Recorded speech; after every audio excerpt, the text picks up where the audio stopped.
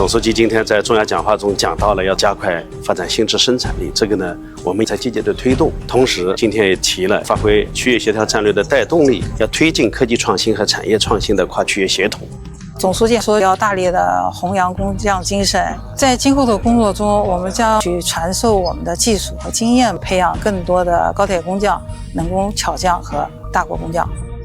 我感觉到总书记对传统文化的这个热爱，更感受到他对我们文博工作的关怀备至。接下来我们也会更好的把博物馆融入到我们文旅的这个发展当中，促进经济繁荣，让人文和经济呢能够相得益彰，相辅相成。总书记对我们村的共建共享共同富裕